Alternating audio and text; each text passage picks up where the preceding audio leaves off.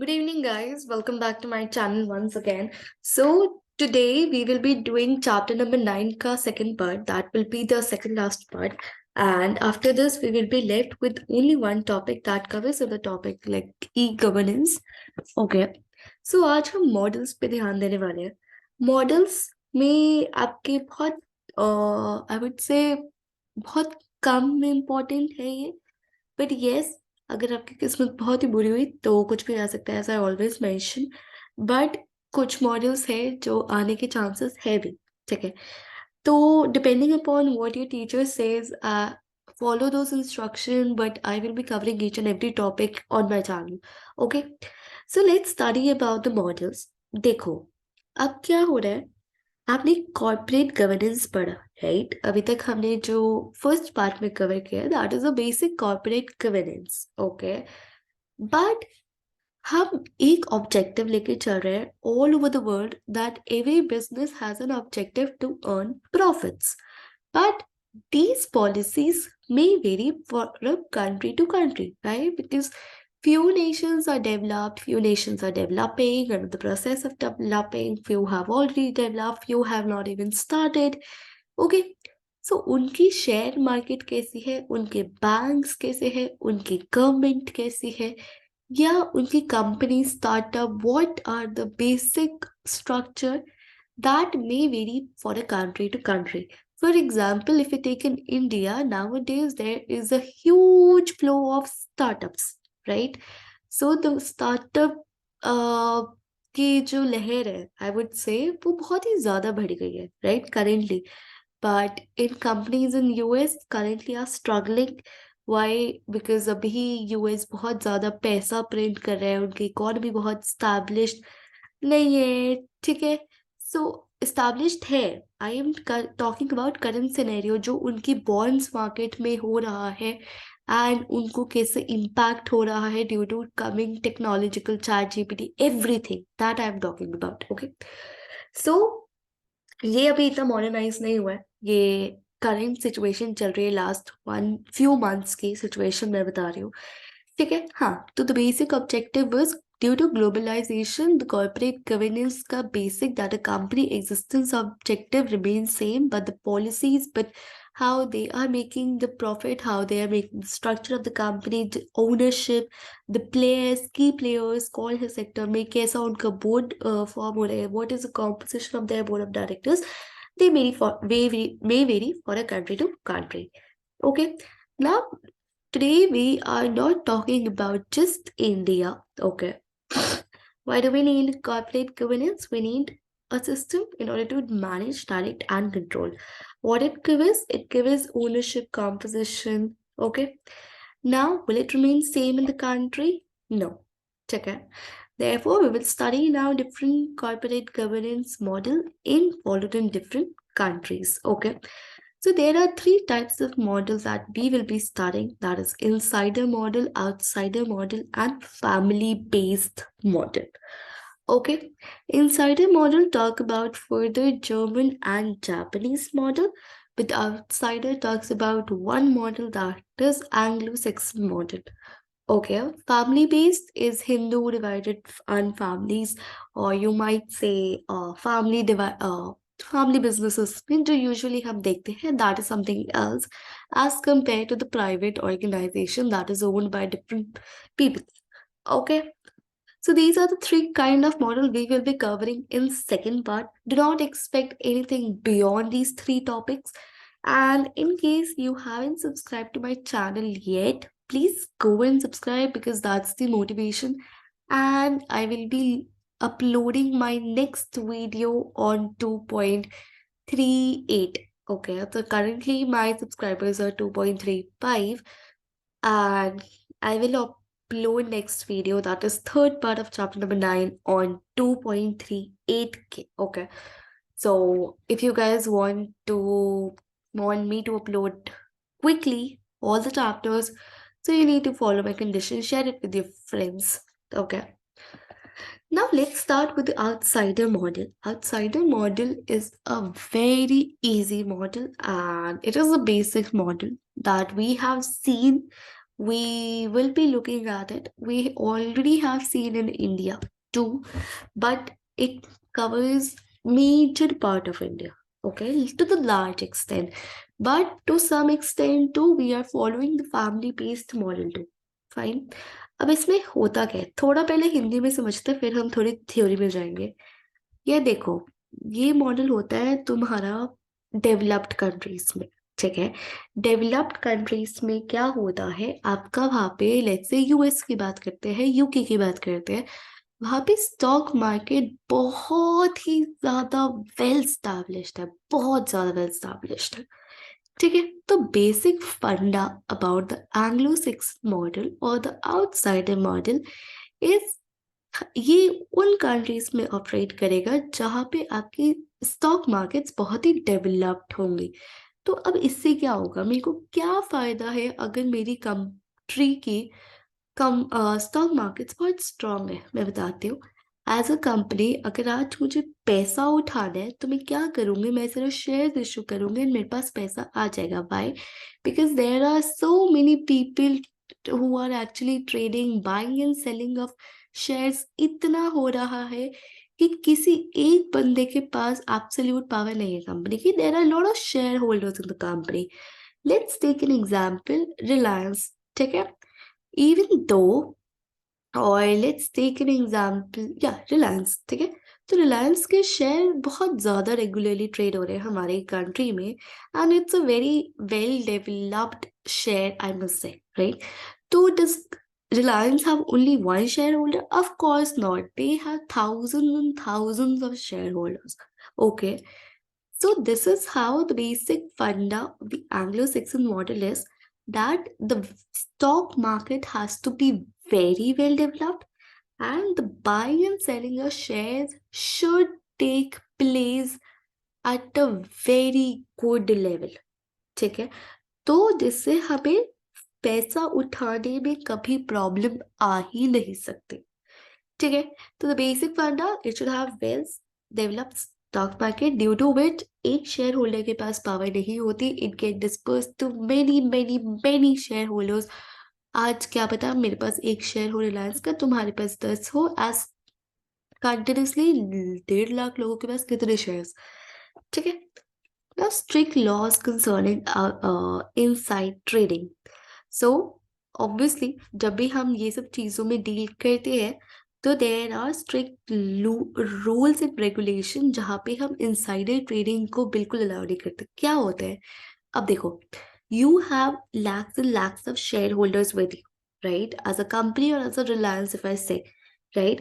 तो तुम as a shareholder सब पार्टिसिपेट थोड़ी ना करने आएंगे कि आज कोई डिसीजन लेना है। तो दो there are voting rights, there are general meetings that are happening in the company, but obviously you cannot take part in decision making of Reliance Industries. You are shareholder, but of course तुम इतने important नहीं हो उस company के लिए। अगर आज मेरे पास एक शेयर है तो मैं रिलायंस की कंपनी में जाके उनके साथ डिसीजन नहीं ले रही हूँ, right. So I need to make sure that even though my participation is less, my my rights are protected, right? And अगर आज मुझे एग्जिट रूट लेना है तो वो भी मेरे पास प्रोवाइडेड है, ठीक है। So obviously I need to protect myself from practices like inside trading. Little role of trade unions. देखो क्या होता है यहाँ पे, हम एज अ शेयर होल्डर नहीं कर रहे पार्टिसिपेट, राइट। तो हम एम्प्लॉय का जो रोल है वो भी टू सम एक्सटेंट इसमें कम ही रखते हैं, ठीक है। We consider that the employees और other stakeholders are not very concerned, are not very participative, ठीक है। Now, the key players. Who are the key players of this particular model? The shareholder, directors, and management. These are the three key players. Okay. जो भी company की power होती है वो इन्हीं players में डिस्ट्रीब्यूट होती है, लेकिन अल्टीमेट अथॉरिटी किसकी होती है? शेयर होल्डर्स की। जो बची कुची होती है वो आती है एग्जीक्यूटिव के ऊपर, जो board of directors and managers को चलाते हैं। And finally, the board of directors will consist of an outside, that is, your independent, that is, your non executive directors, who will not be the managers of the company, and the executive directors, that are dependent directors, which will actually run the company or manage the company. Fine. So, this is the basic structure when it comes to the Anglo Saxon model. I would suggest you to actually make the figure first and then explain in your paper. So इससे क्या होगा teacher को पता होगा कि आपको ये आता है. The moment you draw the diagram, the teacher know that yes, being a DU student, you know how to explain it. Okay, so that's the basic funda behind it. And honestly, as a tutor or as a mentor, I would love to see diagrams. I would love to see your answer sheet different from 1,000 answer sheets जो मैं same day check करने वाली हूँ. ठीक है, तो yes, I would always suggest you to make diagrams. इसमें क्या है, सबसे पहले देख लेते हैं. शेयर होल्डर्स ने इलेक्ट किया हमारे बोर्ड ऑफ डायरेक्टर्स को. ठीक है, फिर board of directors managers appoint करते हैं एंड फाइनली मैनेजर ही कंपनी चलाते हैं. And finally managers have to report to the board of directors and simultaneously the board of directors need to report to the shareholders of what is actually happening in the company, right?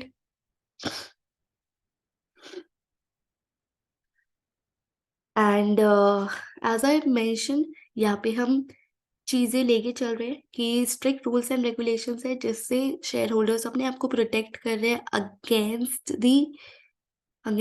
the rules and insider trading. And there is a very strong stock market where the buying and selling of shares is happening very frequently. Okay? Now, what is the conclusion about this model? At the end of the day, if somebody asks me what is Anglo-Saxon model, what can I actually say about it?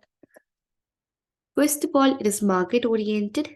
Okay? Why? Why did I say market oriented? Because it has a lot of listed companies जहाँ पे बहुत सारे share holders deal करने वाले हैं, जो बहुत ज़्यादा शेयर होल्डिंग होने वाली है एंड बहुत ही ज़्यादा वेल डिस्पर्स्ड शेयर होल्डिंग होने वाली है.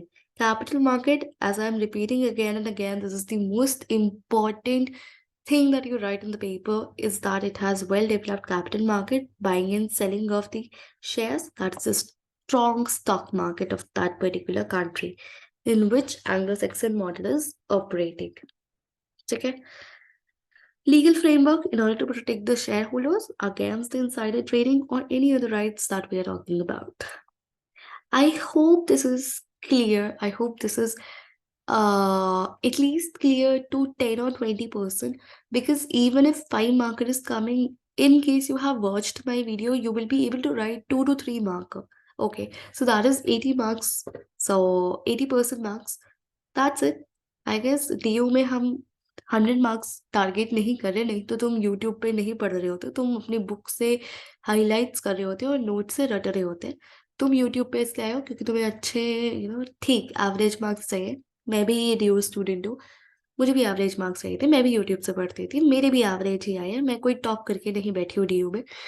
मेरे को जितना आता है मैं उतना तुम्हें समझा रही हूँ. इन case you feel you need to understand again, go and try various other tutors on YouTube.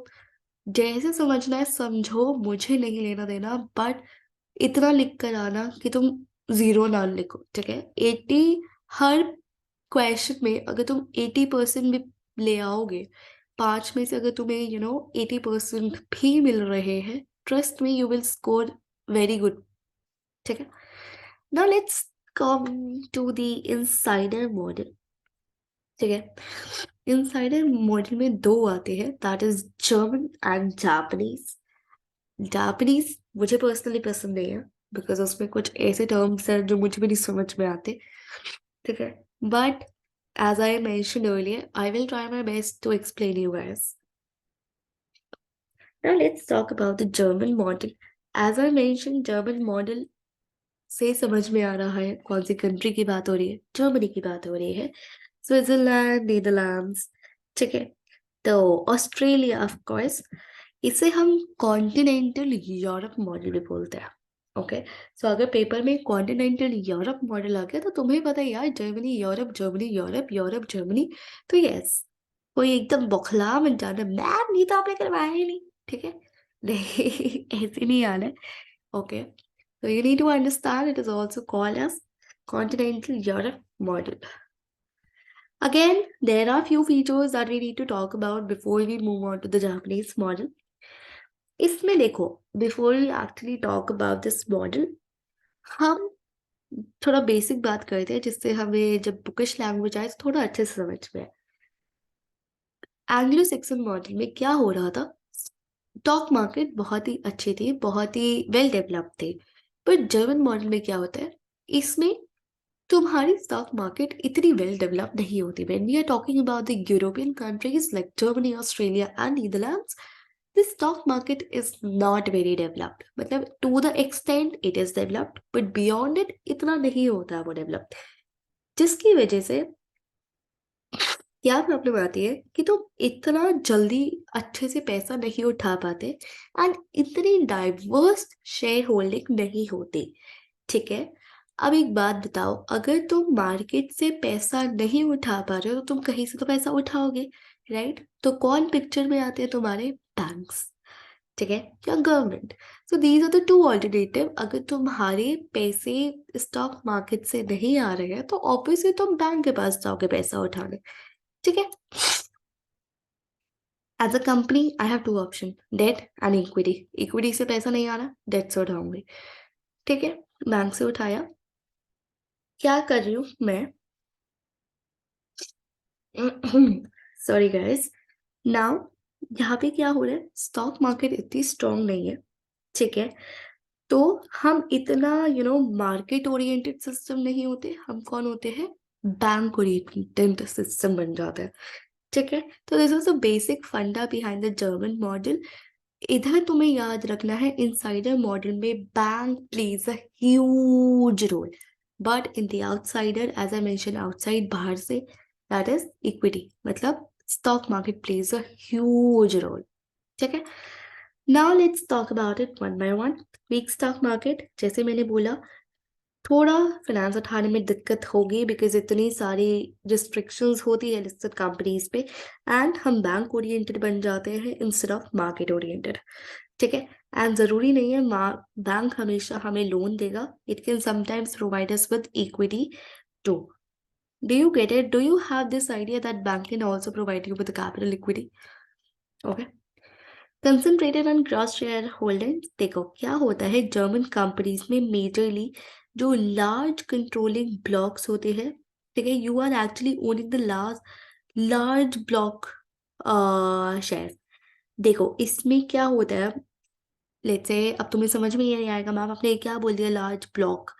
Let's say 100% share holding है, तो 50% एक से 50% एक के पास होगी, and rest 50% will be among another listed companies. So जो भी listed companies है, let's say उनके पास मेरी कंपनी की इक्विटी होगी, ठीक है। तो ये क्रॉस होल्डिंग हो गई, वाई, बिकॉज जो ओनर के पास दूसरी कंपनी की ओनरशिप है वो मेरे उसमें भी आज एक शेयर होल्डर बन के बैठा है। तो सिर्फ कुछ बड़े शेयर होल्डर्स कंट्रोल मेंटेन करते हैं through their voting power. One vote one share one vote rule doesn't apply here, fine. Dual class share, one class of share ज्यादा वोटिंग राइट्स होती है और दूसरी क्लास के पास कम होती है। One share one vote not applicable. Dual board और to tyre board, हमने हमेशा बचपन से सुना है कि एक ही बोर्ड होता है वो ही सब कुछ करता है, नहीं। बट यहाँ पे दो होते हैं, एक होता है सुपरवाइजरी बोर्ड और एक होता है एग्जीक्यूटिव बोर्ड, ठीक है। Supervisory board controls the executive board, ठीक है। तो सिर्फ हमें यही याद रखना है, सुपरवाइजरी बोर्ड होता है एंड एक एग्जीक्यूटिव बोर्ड होता है। Low legal protection employee participation, again as mention in the Anglo Saxon model, ये भी एक इंसाइडर मॉडल है, यहाँ पे भी डिस्क्लोजर स्टैंडर्ड्स कंपैरेटिवली लो होते हैं। एक बात बताओ, वहां पे एम्प्लॉय पार्टिसिपेशन बहुत कम था, बट इस मॉडल में एम्प्लॉय पार्टिसिपेशन ज्यादा। ठीक है। अच्छा, sorry to just confuse you once. I'll just talk about these are two different point: low legal protection and employee participation. Okay, so don't get confused between this. ठीक है, this is different and this is different. Low legal protection, I am talking about the disclosures. यहाँ पे disclosures कम होते हैं, Anglo Saxon में disclosures ज्यादा होते हैं। क्यों? Because we need to protect shareholders. Employ participation Anglo Saxon में कम था। एंड व्हाट यू थिंक, यहाँ पे क्या होगा? जल्दी जल्दी जल्दी जल्दी। यहाँ पे एम्प्लॉय पार्टिसिपेशन ज्यादा होता है as compare to the Anglo Saxon model. Guys, do you get it? मतलब ऐसा तो नहीं समझ में आ रहा ना कि सब कुछ ऊपर से जा रहा है। आई होप ऐसा नहीं हो रहा। ठीक है। So again this is a chart. This is very unclear chart because ये मेरी बुक में बिल्कुल क्लियर नहीं था। तो एक बार अपनी बुक में देखो, फ्रेंड्स की बुक में देखो। ठीक है। Now let's talk about the Japanese model. This is the second last model. Japanese model is a part of insider model. तो क्या स्टॉक मार्केट स्ट्रांग होगी? नहीं होगी। क्या बैंक्स का रोल होगा? होगा। बट इसमें एक छोटा सा ट्विस्ट आता है कि यहाँ पे गवर्नमेंट भी इंटरवेन करती है।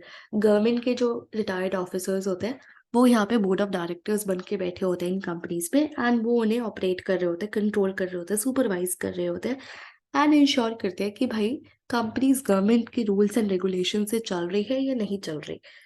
ठीक है। So that's the whole point behind it. And ठीक है, बस इतना ही है। बस बैंक इसमें कब इंटरवीन करती है? लेट्स से आज मुझे पता चला इस कंपनी में कि यार ये ना थोड़े लॉसेस में है, तो बैंक आके इंटरवीन करती है, उन्हें हेल्प करती है जिससे वो लॉसेस से बाहर आ जाए, या कोई दिक्कत हो रही है तो दिस कैन बी सॉल्व। तो इस मॉडल में सिर्फ ये फायदा होता है कि in case you are suffering for the losses और you are having the potential losses, bank can actually intervene along with government in order to reduce your losses. Okay. Now, government industry linkage. Government industry linkage का क्या मतलब हुआ? Civil servants, as I mention, government के retired लोग इन committees में बैठते हैं। ठीक है। सो दैट वो इंश्योर कर पाए कि गवर्नमेंट पॉलिसीज को इम्प्लीमेंट किया जा रहा है या नहीं किया जा रहा है। Employ participation, obviously 90% of the employees are actually the directors. Okay, तो जो भी इनमें कमिटेड है या लॉन्ग सर्विंग है, they are of huge importance, they are given, I would say बहुत उन्हें इम्पोर्टेंस दी जाती है। तो yes, employ participation becomes very high. Now unitary board structure, again as I mention, एक ही बोर्ड होगा, दो बोर्ड नहीं होते इसमें, सिर्फ इसमें एग्जीक्यूटिव होता है, सुपरवाइजरी बोर्ड नहीं होता। Contingency model, banks and financial institute exercise नहीं करते कंपनी में कंट्रोल जब तक वो कंपनी सक्सेसफुल चल रही है। तो जब मैंने इंट्रोडक्शन में बोला था कि लॉसेस बचा सकते हैं, अगर आप लॉसेस में नहीं हो और आप प्रॉफिटेबल हो, आप बहुत ही सक्सेसफुली जी रहे हो अपनी जिंदगी, तो बैंक्स और फाइनेंशियल इंस्टीट्यूशन आपके में इंटरवीन नहीं करेंगे। But as soon you start giving poor performances, the bank will intervene. High degree of autonomy, again, जब तक तुम्हारी कंपनी अच्छे से चल रही है कोई तुम्हें परेशान नहीं करेगा। जैसे तुम्हारी बुरी हालत शुरू होने लगे, कंपनी इंटरवीन कर देगी, बैंक इंटरवीन कर देगी। ओके। सो सी, अगर लेट्स से मैं इसकी बात करूं, I don't know if you guys will be able to see this particular markings or not. Supervisory board आया, उसने किया प्रेसिडेंट को अपॉइंट। ठीक है। फिर मैनेजर्स कंपनी आए। मेनली बैंक का रोल होता है, जो लोन इक्विटी सब दे रहा है, इंटरवीन करेगा in case of distress. Employees will appoint the, तो एम्प्लॉय का पार्टिसिपेशन भी बहुत ज्यादा हो गया। Fine, just take a snip and I hope It helps.